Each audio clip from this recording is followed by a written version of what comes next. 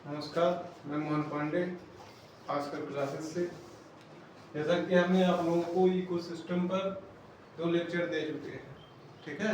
अब हम आप लोगों को जो है पढ़ाएंगे इकोसिस्टम में जो हम लोग टाइप्स देखे थे, तो हमने आपको इससे पहले फूड वेब और फूड चेन ये सारी चीज़ें बता रखी हैं। फिर मैंने आप लोग को बताया था कि इकोलॉजिकल पिरामिड और प्रोडक्टिविटी पढ़ाएंगे। तो उससे पहले अभी हम जो हमने क्लासिफिकेशन ऑफ इकोसिस्टम किया था, आपके बोर्ड एग्जाम के बेसिस पर इम्पोर्टेंट टॉपिक रहेगा, वो है क्या, पॉन्ड इकोसिस्टम। पॉन्ड इकोसिस्टम, ठीक है ना। पॉन्ड इकोसिस्टम ये आपके एग्जाम में पूछ लेगा what is ecosystem, describe the pond ecosystem. Means की पारिस्थितिक तंत्र क्या है, जलीय या तालाब का पारिस्थितिक तंत्र बनाइए या उसके बारे में वर्णन करिए, ठीक है। तो आप लोग को बहुत शॉर्ट में हम यहाँ पर ये देखिए, हमने मान लिया कि यह एक तालाब है, ठीक है, जहाँ पर क्या भरा हुआ है, इस तरीके से यहाँ पर पूरा पानी भरा, ठीक है ना। अब यहाँ पर हमको चाहिए क्या, मैंने आप लोग को बताया है कि बायोटिक और एबायोटिक बोथ कंपोनेंट रहेंगे तभी कोई एक इकोसिस्टम बन सकता है, ठीक ना। या तो बायोटिक कंपोनेंट हो या फिर एबायोटिक कंपोनेंट हो, तभी हम कोई किसी भी प्रकार का पारिस्थितिक तंत्र जान सकते हैं। अब यहाँ पर हमने अभी जल ले लिया, जल मैंने क्या बताया था, एबायोटिक कंपोनेंट है, जल मैंने बताया था ना एबायोटिक कंपोनेंट है। फिर अब हम यहाँ पर दे देते हैं क्या,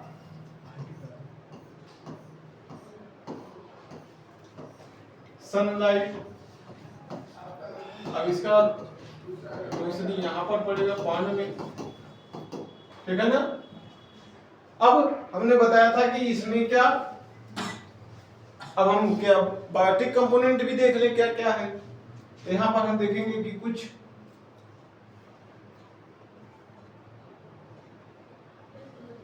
मछलियां रहेंगी छोटी, कुछ छोटे छोटे कीड़े रहेंगे और कुछ बड़ी मछलियां भी रहेंगी, ठीक ना। यहाँ पर क्या एक्वेटिक प्लांट्स रहेंगे बहुत ढेर सारे,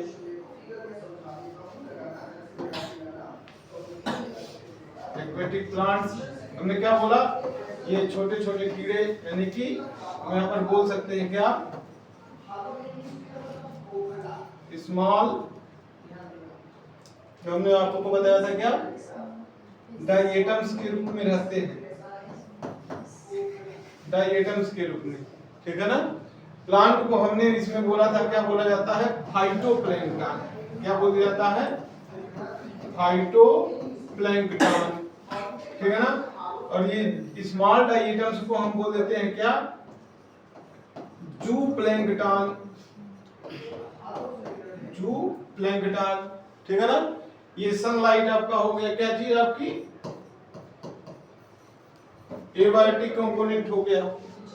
वाटर भी आपका क्या हो गया, वाटर भी आपका हो गया एबायोटिक कंपोनेंट, ठीक है ना। अब ये हो गए क्या, स्मॉल फिशेस, स्मॉल फिश, ये हो गया क्या आपका लार्ज फिश, ठीक है ना। ऐसे ही आपको एग्जाम में बनाना रहेगा, ठीक है ना। ये पूरी प्रोसेस आपको ये ऐसे फिगर बनाकर आपको इसमें दिखाना रहेगा, ठीक है। अब हम देखेंगे क्या, अब जब देखते हैं हम, तो हम इसका एक फूड चेन हमने आप लोग को बनाया था, फूड चेन आपको समझाए थे। फूड चेन कैसे, तो मैंने बताया था फाइटोप्लैंक्टन्स पर कौन निर्भर रहेगा, तो जूप्लैंक्टन्स। जूप्लैंक्टन्स को कौन खाएगा, स्मॉल फिशेस। स्मॉल फिशेस को कौन खाने वाला है, लार्ज फिशेस, ठीक है ना। फिर इनका क्या हो जाता है, डीकंपोजन, डीकंपोज हो जाएंगे। अब हमने आपको, अब इसमें लिखना कैसे रहेगा आप लोगों को, तो पारिस्थितिक तंत्र की डेफिनेशन होती ही है आप लोग को बता चुका हूं कि the interaction between biotic and abiotic component, the interaction between biotic and abiotic component is called ecosystem. यानी कि बायोटिक या आपके ये सब क्या हो गए आपके, ये अभी तक ये सब बायोटिक है, ये हो गया और एयर तो ऑलरेडी इसमें आएंगे, एयर तो ऑलरेडी इसमें रहेगा, ठीक है ना। तो ये सब क्या हो गया आपके एबायोटिक कंपोनेंट और ये सब क्या हो गया आपके बायोटिक कंपोनेंट। अब आपको मान लीजिए कि आपको नहीं दिमाग में आ रहा है तो कैसे आप अपने मन में रखे रहे और किस तरीके से आप लिख ले जाएं, तो तरीका उसका ये है, सबसे पहले आप इकोसिस्टम का, पॉन्ड इकोसिस्टम का आप क्या लिख देंगे, डेफिनेशन। तो जो आप इकोसिस्टम में लिखते हो वही यहाँ पर भी लिख सकते हो, ठीक है ना। जैसे इकोसिस्टम में क्या था, बायोटिक एबायोटिक कंपोनेंट, वैसे पॉन्ड इकोसिस्टम में भी बायोटिक और एबायोटिक कंपोनेंट है, ठीक है ना। तो यहाँ पर हम तुरंत यहाँ पर लिखेंगे क्या, इनके होते हैं कितने घटक, तो 2 कंपोनेंट्स। कौन कौन सा, तो एक होगा आपका बायोटिक और एक आपका होगा क्या, एबायोटिक, बायोटिक और एबायोटिक। अब इसमें हम देखते क्या है, तो सबसे पहले हमने बायोटिक के बारे में बता रखा था, फर्स्ट लेक्चर है उसमें आप देखेंगे तो मैंने आप लोग को बता रखा है कि बायोटिक कंपोनेंट के अंतर्गत क्या आते हैं। तो बायोटिक कंपोनेंट के अंतर्गत आता है आपका क्या, पहला प्रोड्यूसर, क्या आता है, प्रोड्यूसर। प्रोड्यूसर के रूप में क्या रहेंगे, तो फाइटो प्लैंकटन रहेगा, ठीक है ना। प्रोड्यूसर के बाद आता है क्या, कंज्यूमर। प्रोड्यूसर के बाद क्या आता है, कंज्यूमर। तो मैंने आपको बताया था कंज्यूमर में भी कितने भाग, 3 भाग होते हैं, प्राइमरी, सेकेंडरी, टर्शियरी, ठीक है ना। तो इसमें हम देखेंगे क्या, कंज्यूमर में यहां पर हम लिख देंगे क्या, प्राइमरी कंज्यूमर, फिर उसके बाद से क्या, सेकेंडरी कंज्यूमर, फिर उसके बाद से आपका क्या, टर्शियरी कंज्यूमर, ठीक है ना। प्राइमरी कंज्यूमर, सेकेंडरी कंज्यूमर और टर्शियरी कंज्यूमर, ठीक है। अब हम अपना ये देख ले फूड चेन कैसे तैयार होता है। तो यहां पर देखो प्राइमरी कंज्यूमर कौन होगा आपका, जूप्लैंक्टन, जूप्लैंक्टन। सेकेंडरी कंज्यूमर क्या होगा, तो स्मॉल फिशेस। टर्शियरी कंज्यूमर क्या होगा, लार्ज फिशेस, ठीक ना। तो ये आपका हो गया क्या, बायोटिक कंपोनेंट, ठीक है ना। अब इनका क्या होता है, तो मैंने आप लोग को बताया था कि जब लास्ट होंगे टर्शियरी कंज्यूमर तो इनका क्या हो जाएगा, डिकम्पोजिशन, ठीक है ना। अब ये क्या हो जाएंगे, अपघटन इनका हो जाएगा, ठीक है। अब इसके बाद से हम देखते हैं अब एबायोटिक कंपोनेंट। तो देखो हम लोग भी ये भी जानते हैं कि जो एक्वेटिक ऑर्गेनिज्म होते हैं वह भी रेस्पिरेशन करते हैं।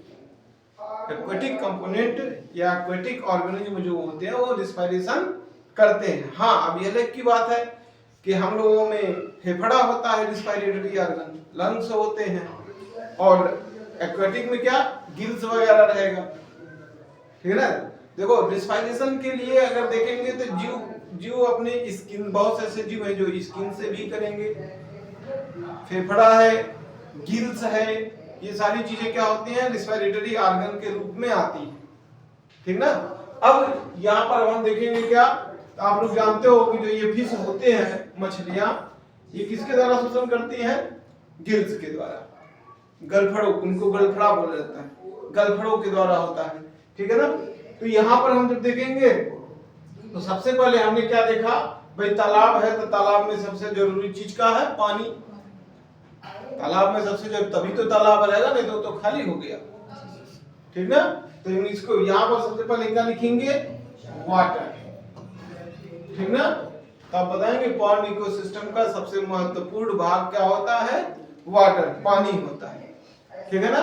पानी नहीं रहेगा तो ये जितने भी जीव हैं भाई, पानी नहीं तो एक्वाटिक प्लांट नहीं, पानी नहीं तो ये सब छोटे और बड़े जितने भी मछली और डाइटम्स हैं ये सब भी नहीं रहेंगे, ठीक है ना। तो सबसे इंपॉर्टेंट क्या है आपका? वाटर। उसके बाद से हम जब देखेंगे तो क्या आएगा? वाटर के बाद हम देखेंगे सनलाइट। क्या चीज चाहिए?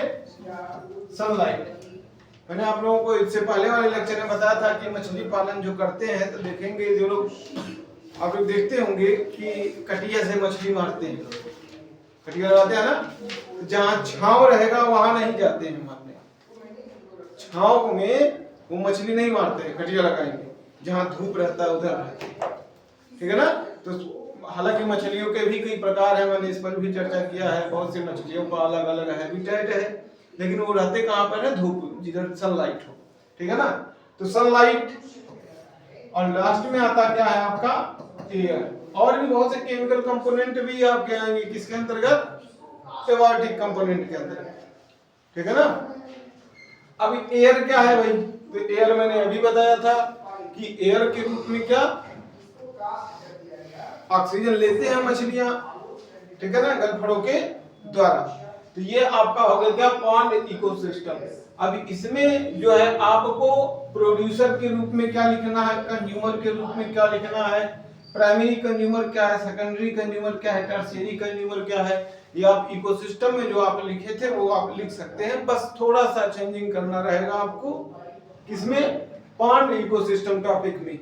प्रोड्यूसर की जगह हम लोग इकोसिस्टम में बोलते थे टेरेस्ट्रियल इकोसिस्टम में प्लांट, ठीक है ना। एक्वेटिक में हम बोलेंगे फाइटोप्लैंक्टन, ठीक है ना। यानी प्रोड्यूसर के रूप में क्या होते हैं? फाइटोप्लैंक्टन होता है। और फाइटोप्लैंक्टन पर डिपेंड कौन होते हैं? तो जूप्लैंक्टन, जो कि बहुत छोटे छोटे कीड़े होते हैं। और जूप्लैंक्टन को खाने वाला कौन? स्मॉल फिशेस, और स्मॉल फिशेस को खाने वाला कौन? लार्ज फिशेस, ठीक है ना। तो आप तुरंत इसके बारे में लिखेंगे। प्रोड्यूसर के अंतर्गत फाइटोप्लैंक्टन्स आते हैं, जो क्या होते हैं? जिनके द्वारा जूप्लैंक्टन्स अपना जीवन यापन करते हैं, ठीक।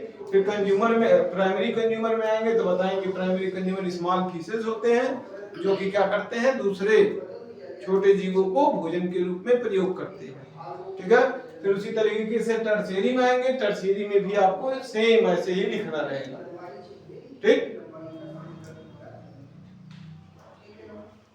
तो अब आपका यहाँ पे हम ये टॉपिक समाप्त